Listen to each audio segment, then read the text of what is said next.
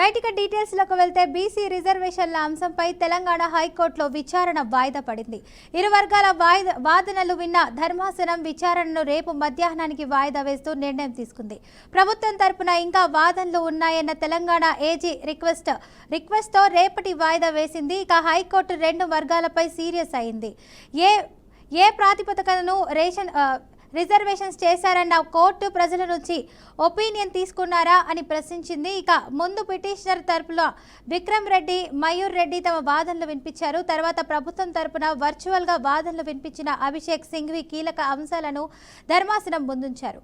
ఇక ఇదిలా ఉంటే రేపు స్థానిక సంస్థల ఎన్నికకు ఈసీ నోటిఫికేషన్ విడుదల చేయనుంది. ఇక ఈ నోటిఫికేషన్ విడుదల కాగానే నామినేషన్లు దాఖలు చేయాలని కాంగ్రెస్ భావిస్తుంది. దీనిపై డీసీసీలను అలర్ట్ చేసింది పీసీసీ. ఇక ఇదే అంశానికి సంబంధించి పూర్తి సమాచారాన్ని మా ప్రతినిధి రాజేంద్ర అందిస్తారు. చెప్పండి రాజేంద్ర. Thank you Fatima. తెలంగాణలో గత కొంతకాలంగా బీసీ రిజర్వేషన్ల వ్యవహారంపై అనేక మలుపులు తిరుగుతున్న పరిస్థితులు మనం చూస్తా ఉన్నాం. ఒకవైపు ప్రభుత్వం బీసీ రిజర్వేషన్ 40% రిజర్వేషన్ అంశాన్ని సంబంధించిన వ్యవహారంలో బిజీగా ఉంటేనే మరోవైపు ఎన్నికలకు సంబంధించిన కసరత్తులు కూడా కొనసాగింపచేస్తుంది. ఇందులో భాగంగానే జిల్లా కలెక్టర్లకు నిర్దేశాలను చేశారు. అందులో భాగంగా జిల్లా కలెక్టర్లు కూడా రిజర్వేషన్ల ప్రక్రియను పూర్తి చేశారు. స్థానిక సంస్థ ఎన్నికలకు సంబంధించిన విధి విధానాలు రూపొందించి సిబ్బందికి అవసరమైన సూచనలు కూడా అందిస్తున్న పరిస్థితి కనపడుతుంది. అయితే ఈ రోజున హైకోర్టులో బీసీ రిజర్వేషన్ 40% రిజర్వేషన్ అంశానికి సంబంధించిన తీర్పు వస్తుందనే ఒక అత్యంత ఉత్కంఠతో అన్ని రాజకీయ పార్టీలు కూడా ఎదురు చూసిన పరిస్థితి కనపడుతుంది. ఒక దశలో హై టెన్షన్ నెలకొన్న పరిస్థితి కూడా చూస్తున్నాం. అయితే హైకోర్టులో మాత్రం ఈ 40% రిజర్వేషన్ అంశానికి సంబంధించిన తీర్పు అంటే విచారణ రేపు మధ్యాహ్నం 2:10 హైకోర్టు వాయిదా వేసింది.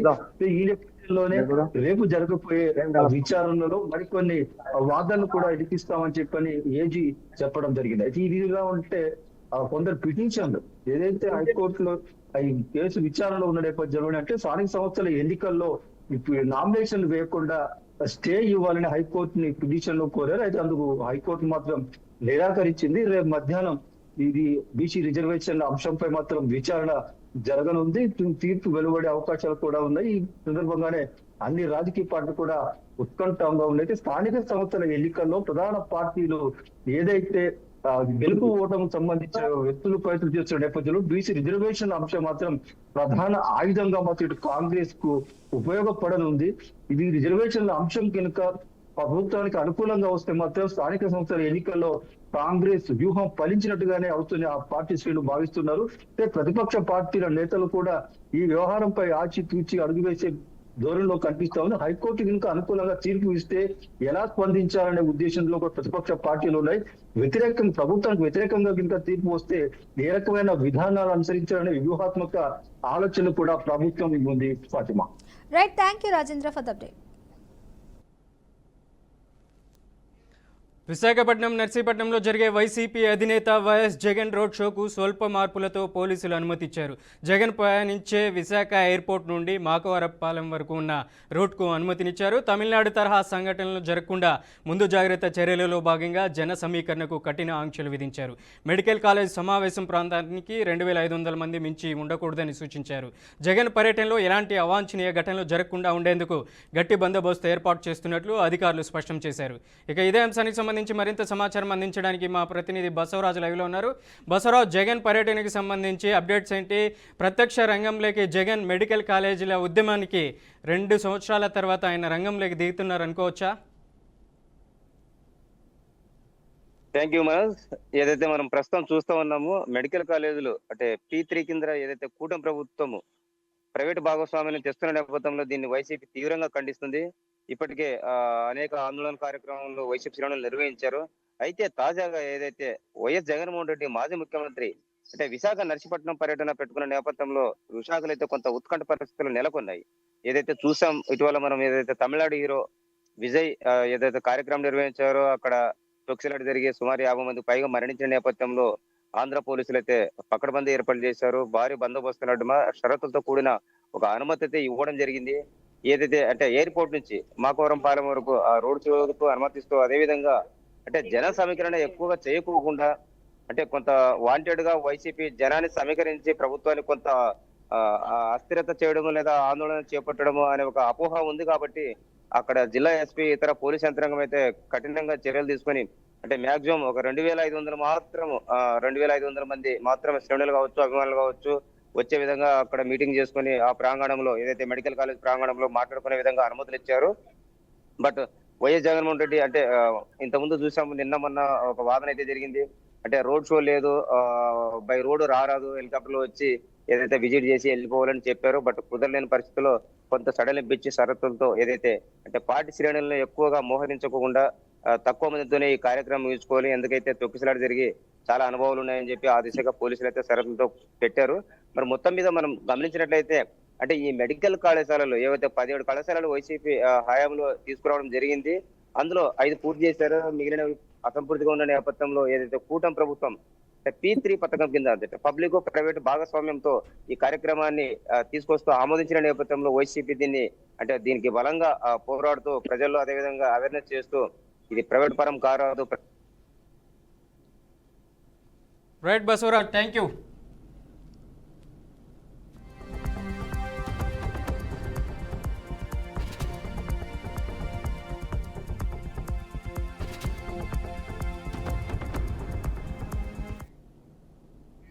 కాంగ్రెస్ పార్టీలో మంత్రుడు అడ్లూరి లక్ష్మణ్, పొన్నం ప్రభాకర్ మధ్య చెలరేగిన వివాదం సద్దుమణిగింది. అడ్లూరి లక్ష్మణ్ కు మంత్రి పొన్నం క్షమాపణలు చెప్పారు. అడ్లూరి లక్ష్మణ్ను తాను ఏమీ అనలేదని, నేను ఆ మాట అనకపోయినా పత్రికల్లో వచ్చిన దానికి అడ్లూరి బాధపడితే వ్యక్తిగతంగా క్షమాపణలు కోరుతున్నా అని అన్నారు. కాంగ్రెస్ పార్టీ నాకు ఆ సంస్కృతి నేర్పలేదన్నారు.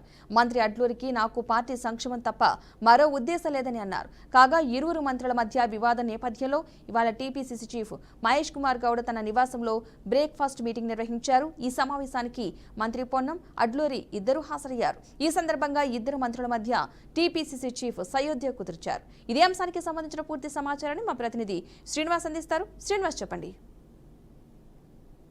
Good evening Padma. తెలంగాణలోని ఇద్దరు మంత్రుల మధ్యన పెద్ద ఎత్తున వివాదం అనుకోవచ్చు. దానికి సంబంధించి చూసినట్లయితే వర్గ పోరు కావచ్చు అనేది కూడా చర్చ జరిగింది. కానీ ఓవరాల్ గా చూసుకున్నట్లయితే తెలంగాణలోని పిసిసి అధ్యక్షుడు మహేష్ కుమార్ గౌడ్ జోక్యం చేసుకోవడంతో ఒకసారిగా ఇద్దరు మంత్రుల మధ్య ఉన్నటువంటి వివాదం కొలిక్కి రావడం జరిగింది. దీనికి సంబంధించి ఆ ఇద్దరు మంత్రులు బహిరంగంగానే క్షమాపణ చెప్పుకున్నటువంటి పరిస్థితి. ఇక వచ్చినట్లయితే పొన్నా లక్ష్మణ్, కాంగ్రెస్ పార్టీ నాకు అలాంటి సంస్కృతిని నేర్పలేదు, నేను ఒకవేళ ఆ మంత్రి యొక్క మనోభావాన్ని దెబ్బతీసినట్లే వ్యక్తిగతంగా అతని క్షమాపణ కోరుచున్నానంటూ కూడా పార్టీకి సంబంధించినటువంటి పిసి అధ్యక్షుడు మహేష్ గౌడ్ సమక్షంలోనే తను చెప్పడం జరిగింది. ఇదే విషయానికి సంబంధించి పొన్నా లక్ష్మణ్ మాట్లాడుతున్న కూడా క్రమంలో కూడా దీనికి సంబంధించి అనేక మార్లు దాని విషయాలను కూడా అనేక సార్లు చెప్తూ వచ్చాడు. అంటే కాంగ్రెస్ పార్టీ ఎప్పుడైనా సామాజిక న్యాయమే లక్ష్యంగా పనిచేస్తూ అనేక విషయాలలోని సామాజిక న్యాయం కోసమే పార్టీ పనిచేస్తుంది. అందులో పనిచేసే ప్రతి కేడర్ గాని ప్రతి కార్యకర్త కూడా ప్రజల యొక్క సంక్షేమం సామాజిక న్యాయంతో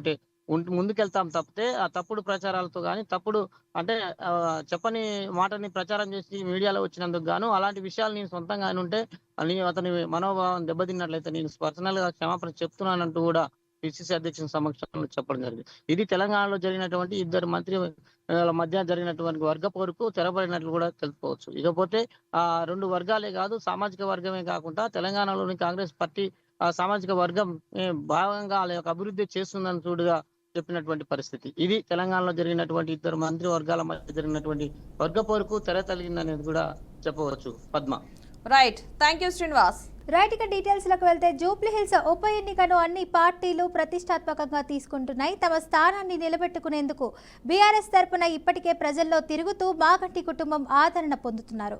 ఇక కాంగ్రెస్ కూడా తమ అభ్యర్థిని దాదాపు ఫైనల్ చేసిందనే సమాచారం. ఇక నిన్న సీఎం అధ్యక్షతన జరిగిన సమావేశంలో దాదాపు నవీన్ యాదవ్ పేరు ఫైనల్ చేశారని సమాచారం. బీజేపీ పార్టీ కూడా ఆపరేషన్ జూబ్లీహిల్స్ ను ముమ్మరం చేసింది. ఇందుకోసం 3-మెన్ కమిటీ కొన్ని పేర్లు పరిశీలిస్తోంది. లంకా దీపక్ రెడ్డితో పాటు మాజీ ఎమ్మెల్యే చింతల రామచంద్రారెడ్డి, పివి మనవుడు, ఎన్వి సుభాష్, సామాజిక కార్యకర్త మాధవీలత, డాక్టర్ పద్మ, విప్పర్తి, కీర్తిరెడ్డి ఇలా పలు పేర్లు పరిశీలనలో ఉన్నట్లు తెలుస్తుంది. ఇక ఇదే అంశానికి సంబంధించి పూర్తి సమాచారాన్ని మా ప్రతినిధి రవీందర్ అయితే అందిస్తారు. చెప్పండి రవీందర్. ఏదైతే జూబ్లీహిల్స్ ఉప ఎన్నిక అయితే వచ్చినప్పటి నుండి కూడా అన్ని పార్టీలు కూడా చాలా ముమ్మర ప్రయత్నాలు అయితే చేస్తున్నాయి. మాగంటి గోపీనాథ్ చనిపోయిన తర్వాత ఇది ఎట్లాగో బీఆర్ఎస్ పార్టీ టికెట్ కాబట్టి ఆయన సతీమణిని అయితే బరిలోకి దింపితే ఈజీగా గెయిన్ కావచ్చు. మిగతా పార్టీలను చిత్తు చేసి మనం ఎట్లా గెలిచినటువంటి దృక్పథం ఈ ప్రభుత్వం ఉన్నప్పుడు మనం గెలిస్తే చాలా క్రెడిట్ వస్తుంది. ఎన్నో మనం ముందంజన పోవడానికి కూడా మిగతా చోట్ల కూడా గెలవచ్చు అన్న భావంతో సునీత మాగంటి గోపీనాథ్ వైపునే దించి ముమ్మర ప్రయత్నం అయితే చేస్తున్నారు ఎలక్షన్ క్యాంపెయిన్. అట్లాగే కాంగ్రెస్ పార్టీ కూడా మన ప్రభుత్వంలో వేరే పార్టీ వాళ్ళు ఎవరికి గెలవకూడదు అనేటువంటి భావనతోనే వాళ్ళు కూడా త్రిసభ్య కమిటీ వేసి, అంటే 3 మంత్రులతోని ఒక కమిటీ వేసి ఆ కమిటీ అంతా కూడా ఎక్కడ ప్రతి డివిజన్ కు ఎమ్మెల్యేలను కానివ్వండి, చైర్మన్లను కానివ్వండి, వాళ్ళందరినీ కూడా ఇప్పటికే దింపి వాళ్ళ ముమ్మర ప్రయత్నంలో పార్టీ అధికార పార్టీ కూడా ముమ్మర ప్రయత్నం చేస్తున్నది. అందులో భాగంగానే బీజేపీ కూడా ఇది కూడా మా అకౌంట్ లో వేసుకోవాలనేటువంటి దృక్పథంతోనే వాళ్ళు కూడా అభ్యర్థిని, లోకల్ అభ్యర్థిని సీరియస్ వర్త్ఫుల్ క్యాండిడేట్ కోసం వాళ్ళు కూడా తీవ్ర ప్రయత్నాలు చేస్తున్నారు. అప్పటికీ కూడా ఢిల్లీ లెవెల్ నుంచి వాళ్ళకు 3 పేర్లతో కూడినటువంటి లేఖ వెళ్తే తిరిగి ఒకే పేరు సూచిస్తూ ఈరోజు జిల్లా అధ్యక్షుడు ఆ లేఖ అయితే అందింది. వాళ్ళు దాదాపుగా రేపు ప్రకటించే అవకాశం అయితే ఉంది.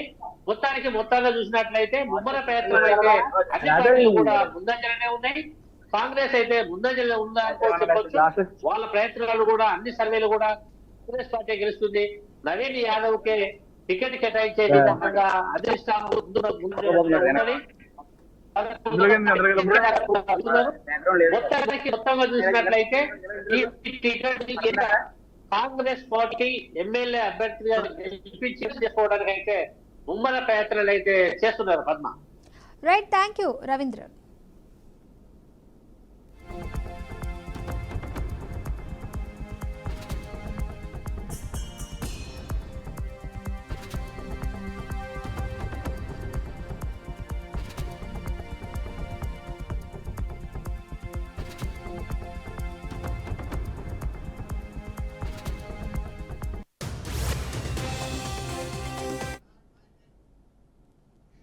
డాక్టర్ బిఆర్ అంబేద్కర్ కోనసీమ జిల్లాలో జరిగిన భారీ అగ్ని ప్రమాదం ఘటనలో రెస్క్యూ ఆపరేషన్ కొనసాగుతుంది. రాయవరంలోని గణపతి గ్రౌండ్ బాణసంచా తయారీ కేంద్రంలో భారీ పేలుడు సంభవించింది. దీంతో పెద్ద ఎత్తున మంటలు ఎగిసిపడుతున్నాయి. ఇప్పటి వరకు ప్రమాదంలో 7 మృతి చెందినట్లు సమాచారం. ఇక గాయపడ్డ వారికి చికిత్స కొనసాగుతుంది. ఈ ఘటనపై తాజాగా సీఎం చంద్రబాబు స్పందించారు. ఈ మేరకు సోషల్ మీడియా ప్లాట్ఫామ్ ఎక్స్లో ట్వీట్ చేశారు. ఇక ఇదే అంశానికి సంబంధించి మరింత సమాచారం అందించడానికి మా ప్రతినిధి అశోక్ లైవ్లో ఉన్నారు. అశోక్, అప్డేట్స్ ఏంటి? Thank you. అంబేద్కర్ కోనసీమ జిల్లా మండపేట నియోజకవర్గం రాయవరం గ్రామంలో తీవ్రమైన విషాదం చోటు చేసుకుందని చెప్పవచ్చు. ఈ రోజు ఉదయం జరిగినప్పుడు ఈ సంఘటనలు అయితే మాత్రం ఇక్కడ పనిచేస్తున్న ఒక 30 మంది ఏదైతే ఉందో లక్ష్మీ గణపతి గణపతి ఫైర్ వర్క్స్ లో అయితే మాత్రం 30 మంది అయితే వర్క్ చేయడం జరుగుతుంది. ఇదే కోణంలో చూసుకున్నట్లయితే ఇక్కడ సిబ్బంది పనిచేస్తుండగా ఒక్కసారిగా ఫైర్ అవడంతో పూర్తిగా కూడా భయాందోళనగా అయితే గురవడం జరిగింది. ఇందులో పూర్తి స్థాయిలో అయితే 6 అయితే కార్మికులు చనిపోవడం జరిగింది. అలాగే ఈ యజమాని ఈ సంస్థకు అందించినటువంటి వెలుగుబంట్ల సత్యనారాయణమూర్తి కూడా ఈ మంటల్లో కాలి కూడా అతను మృతి చెందడం జరిగింది. అయితే ఏదేమైనప్పటికీ కూడా ఈ ప్రమాద విషయం పట్ల అయితే మాత్రం పూర్తిగా కూడా చాలా ఈ ప్రజలందరూ కూడా భయాందోళన అయితే వ్యక్తం చేస్తున్నారు. ఈ సంఘటన స్థలానికి ఇప్పటికే కూడా అధికారులు, నాయకులు కూడా ఈ సంఘటన స్థలానికి చేరుకుని అలాగే ఐజీ అయినటువంటి అశోక్ కుమార్ కూడా ఇక్కడ వచ్చి పోలీసు బందోబస్తు అన్ని చర్యలు కూడా ఏర్పాట్లు కూడా చేసుకోవడం జరిగింది. అదే ఇదే కోణంలో హోంమంత్రి వంగపూడి అనిత గారు కూడా ఈ సంఘటన స్థలానికి చేరుకుని ఏదైతే సమాచారాన్ని పూర్తిగా కూడా ప్రతినిధుల నుంచి అధికారుల నుంచి కూడా తీసుకోవడం జరిగింది.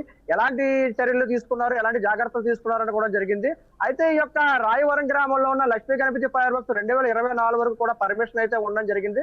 అయితే సుప్రసిద్ధంగా జరిగినటువంటి 2026 వరకు ఏదైతే పర్మిషన్లు ఉన్నాయో వాటితో పాటు పూర్తిగా కూడా ఈ గ్రామంలో అనేక మందికి కూడా ఉపాధిని కల్పిస్తూ కూడా ఈ వెలుగుబంట్ల సత్యనారాయణమూర్తి కూడా ఎవరైతే ప్రజలు ఉన్నారో వాళ్ళకి భరోసా కల్పించడం కూడా జరుగుతూ వచ్చింది. అయితే ఈ రోజు జరిగిన ఈ సంఘటన కార్యక్రమం అయితే మాత్రం పూర్తిగా కూడా విషాదం అయితే గ్రామంలో అల్లుకుందని చెప్పవచ్చు. అది ఇప్పటికే అధికారులు కూడా అప్రమత్తయ్యి ఈ రానున్న దీపావళి సందర్భాల్లో కూడా గత వారం రోజుల క్రితం జరిగిన అంబేద్కర్ కోనసీమలో జరిగిన ఏదైతే కిరాణా షాప్ లో ఇద్దరు భార్యాభర్తలు మందు సామాన్లు నిల్వ ఉంచడంతో బ్యాలెన్స్తో మృతి చెందారు. అది గర్వకం ఉంది. మరలా ఈ అంబేద్కర్ కోనసీమ జిల్లా రాయవరం గ్రామంలో జరిగిన ఈ సంఘటన అయితే మాత్రం పూర్తిగా కూడా విచారకరం అని చెప్పొచ్చు. అయితే ఇప్పటికే ఈ గ్రామాల్లో ఉన్న ప్రజలందరూ కూడా తీవ్రమైన దిగ్భ్రాంతికి అయితే గురవుతున్నారు. అదే విధంగా అధికారులు, నాయకులు కూడా ఈ సంఘటనల చేరుకుని అది ఇప్పటికే కూడా సీఎం చంద్రబాబు నాయుడు కూడా ఫోన్ ద్వారా యొక్క సమాచారం తెలుసుకుని వారి యొక్క కుటుంబ సభ్యులు కూడా ప్రగాఢ సానుభూతి తెలియజేశారు. అయితే ఇదివరకు ఇప్పుడు పోలీస్ అధికారులు కూడా అప్రమత్తయ్యి ఈ గ్రామాల్లోనే కాకుండా ప్రతి ఏరియాలో కూడా రానున్న రోజుల్లో పూర్తిగా కూడా పునరావృతమైన ఈ గ్రామాల్లో కూడా ఈ గ్రామాల్లో ఉన్న ఈ యొక్క దుకాణాలు వేసే యొక్క దీపావళి సామాన్లపై కూడా ఎక్కడెక్కడ నిలబడి ఉన్నాయి, ఎక్కడెక్కడ ఉన్న కూడా ఎంక్వైరీలు కూడా చేయడం జరుగుతుంది.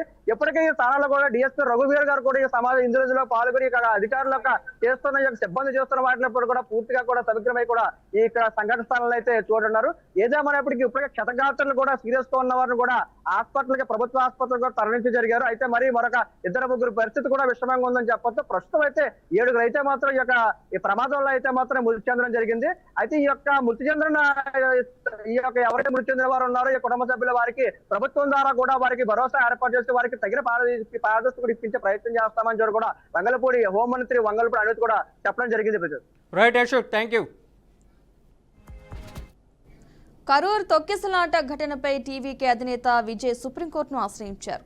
కరూర్ తొక్కిసలాటపై స్వతంత్ర దర్యాప్తు చేయాలని న్యాయస్థానాన్ని కోరారు. కరూర్ తొక్కిసలాటలో 41 మంది మృతి చెందగా 60 మందికి పైగా గాయపడ్డారు. విజయ్ తరపున న్యాయవాదులు దీక్షిత గోహిల్, ప్రాంజల్ అగర్వాల్, ఎస్ఎస్ విజయన్ పిటిషన్ దాఖలు చేశారు. ఈ సంఘటనపై సమగ్ర దర్యాప్తు నిర్వహించడానికి ఇన్స్పెక్టర్ జనరల్ ఆఫ్ పోలీస్ నేతృత్వంలోని ప్రత్యేక దర్యాప్తు బృందంను ఏర్పాటు చేస్తూ మద్రాసు హైకోర్టు అక్టోబర్ 3న ఇచ్చిన ఉత్తర్వులను సవాల్ చేశారు. ఈ కేసులో సిట్ దర్యాప్తు కోరుతూ మద్రాసు హైకోర్టు ఇచ్చిన ఆదేశాలను విజయ్ సవాల్ చేశారు. హైకోర్టు ఏర్పాటు చేసిన బృందంతో కాకుండా స్వతంత్ర దర్యాప్తు చేయాలని కోరారు. రైట్, ఇదే అంశానికి సంబంధించిన పూర్తి సమాచారాన్ని మా ప్రతినిధి కృష్ణ అందిస్తారు. చెప్పండి కృష్ణ. Thank you Padma. ఏదైతే తమిళ హీరో విజయ్ కుమార్ టీవీకే అధినేత ఏదైతే కరూర్ ఘటనకు సంబంధించి పూర్తి స్థాయి అయితే స్వతంత్ర ఫిర్యాదు అయితే దాఖలా చేయడం జరిగింది. అయితే మొత్తానికి చూస్తే ఏది ఏమైనప్పుడు కూడా పూర్తి స్థాయి అయితే మద్రాస్ హైకోర్టుని ఆశ్రయించడంతో అయితే స్వతంత్ర దర్యాప్తు రావడంతో అయితే పూర్తి స్థాయి అయితే ఒకసారిగా అయితే టీవీకే అధినేత విజయ్ కుమార్ అడ్వకేట్ కావచ్చు అయితే పూర్తి స్థాయి అయితే ఒక దర్యాప్తుకి కొనసాగించే విధంగా అయితే చర్యలు చేపట్టాలన్నారు. అయితే మొత్తానికి ఏది ఏమైనప్పుడు కూడా పూర్తి స్థాయి అయితే ఈ టీవీకే పార్టీ సంబంధించి లాయర్లు కూడా విజయ్ తరపు నుంచి కూడా వాదించే పరిస్థితి అయితే మనం చూసాం. అయితే మొత్తానికి ఏది ఏమైనప్పుడు కూడా పూర్తి స్థాయి అయితే ఈ యొక్క తొక్కిసాట ఘటనలో అయితే పూర్తిగా దాదాపు 38 మంది కూడా మరణించినట్లయితే తెలుస్తుంది. అయితే మొత్తానికి ఏది ఏమైనప్పుడు కూడా పూర్తి స్థాయి అయితే వారికి చనిపోయిన వారికి కూడా 20 లక్షల రూపాయలు, అదేవిధంగా గాయపడిన వారికి కూడా 2 లక్షల రూపాయలు కూడా పారితోషికం ఇచ్చే పరిస్థితి అయితే విజయ్ తీసుకున్నాడు. అయితే మొత్తానికి ఇది ఎవరు చేస్తారు, అటు ప్రభుత్వ తరపున నుంచి ఏదైనా జరిగిందా, లేకపోతే ఎలాంటి అవాంఛనీయ సంఘటన ఏదన్నా అనుకోని పరిస్థితుల్లో ఏదైనా జరిగిందా అని కూడా ఆరా తీసే పరిస్థితి అయితే చూస్తున్నారు. అయితే మొత్తానికి సుప్రీంకోర్టు జీవీకే అధినేత ఏదైతే కరూర్ ఘటనపై పూర్తి స్థాయి అయితే స్వతంత్ర దర్యాప్తుకు సంబంధించి ఒక విజ్ఞప్తి ఇవ్వడం అయితే జరిగిందనుకోవచ్చు. అయితే మొత్తానికి మద్రాస్ హైకోర్టు ఉత్తర్వులు సవాల్ చేసి జీవీకే తరపున న్యాయవాదులు కూడా పూర్తి స్థాయి అయితే సమగ్ర దర్యాప్తు సిట్ను ఏర్పాటు చేస్తూ మద్రాస్ హైకోర్టు ఉత్తర్వులు జారీ చేసిన. అయితే మొత్తానికి ఏదేమైనప్పుడు కూడా హైకోర్టు ఏర్పాటు చేసిన బృందంతో కూడా ఏదైతే సిట్ దర్యాప్తు కూడా చేసే విధంగా అయితే పూర్తి స్థాయి అయితే చర్యలు చేపడతామంటే కూడా ఇటీవల మనం చూసాము, మీడియా సమావేశాలకు కూడా రావడం జరుగుతుంది. అయితే మొత్తానికి ఏది ఏమైనప్పుడు కూడా పూర్తి స్థాయి అయితే జీవీకే అధినేత విజయ్ కుమార్ ఇచ్చిన స్టేట్మెంట్ ఆధారంగానే పూర్తి స్థాయి అయితే సిట్ దర్యాప్తు చేస్తుందని కూడా, ఏదైతే సిట్ విచారణ కూడా జరుగుతుందని కూడా తెలుస్తుంది. అయితే మొత్తానికి ఏది ఏమైనప్పుడు కూడా ఎవరైతే మరణించారో వారికి కూడా పూర్తి స్థాయి అయితే తమ వంతు